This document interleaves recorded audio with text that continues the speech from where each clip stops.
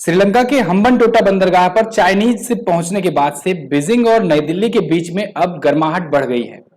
तू मैं फिर से शुरू हो गई है। दिल्ली हाई कमिश्नर ने ट्वीट किया है कि श्रीलंका को समर्थन की जरूरत है, ना कि किसी दूसरे देश की सनक के चलते अनावश्यक विवादों की। एक्चुअली में चाइना का एक स्पाइस शिप हम्बनटोटा बंदरगाह पर आकर के रोक दिया गया, वहां पर ला करके चाइना ने खड़ा किया, जिससे वो जासूसी और खुफिया जानकारियां निकाल सके भारत के प्रोस्पेक्टिव में। चाइनीज शिप को लेकर के भारत ने जब विरोध किया तो श्रीलंका में जो चाइनीज एम्बेसडर हैं झेंग होंग, इन्होंने भारत पर श्रीलंका के आंतरिक मामलों में दखल देने का आरोप लगाया। इस पर भारत ने भी पलटवार किया। कोलंबो में इंडिया के जो हाई कमिश्नर हैं, इन्होंने ट्वीट किया कि श्रीलंका इस टाइम पर जो क्राइसिस से जूझ रहा है, 1948 के बाद से इतनी बड़ी इकोनॉमिक क्राइसिस आई हुई है, इस टाइम पर उसे समर्थन की जरूरत है, ना कि किसी दूसरे देश और खास करके ऐसे देश जो दूसरों को लोन बांट करके अपना फायदा निकालता है और उस देश को गरीबी में, आर्थिक तंगी में डुबो देता है और गुलाम टाइप का बना लेता है। इस प्रकार के देश की सनक के चलते अनावश्यक विवादों की जरूरत उसे नहीं है।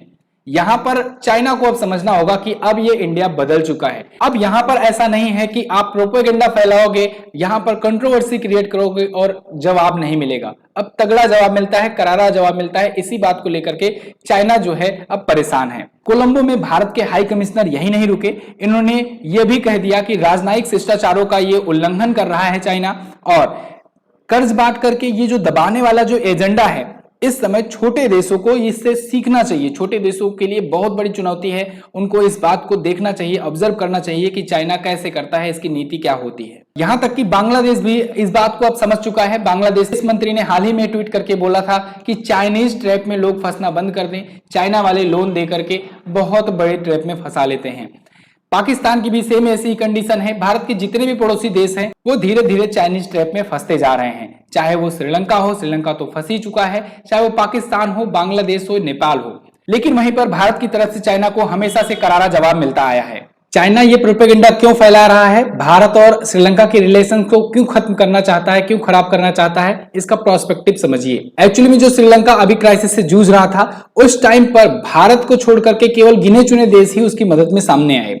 अभी आपने देखा डॉर्नियर विमान भी भारत ने श्रीलंका को सौंपा हुआ है। वहां पर जो भारत के उच्चायुक्त हैं, हाई कमिश्नर हैं गोपाल बागले, उनकी उपस्थिति में भारत के जो नौसेना के उप प्रमुख हैं वाइस एडमिरल एस.एन. घोरमुड़े, ये श्रीलंका के 2 दिवसीय दौरे पर गए हुए थे और आजादी की 76वीं वर्षगांठ पर श्रीलंका को डॉर्नियर एयरक्राफ्ट सौंपे। और इसके अलावा जब वहां पर सरकार गिर गई थी और श्रीलंका क्राइसिस से जूझ रहा था, तब भारत ने बहुत सारी मदद की थी। इस वजह से दुनिया भर में भारत की छवि जहां पर बेहतर हुई, वहीं पर चाइना की लोग बुराई कर रहे थे कि चाइना कैसे अपने ट्रैप में श्रीलंका को फंसाया, और मुश्किल वक्त में चाइना ने इसको सपोर्ट करने से, हेल्प करने से मना भी कर दिया। इस बात को लेकर के चाइना परेशान है और भारत श्रीलंका के बीच के रिलेशंस को तोड़ना चाहता है। इस मुद्दे पर आपकी क्या राय है, कमेंट बॉक्स में जरूर लिखिएगा। धन्यवाद।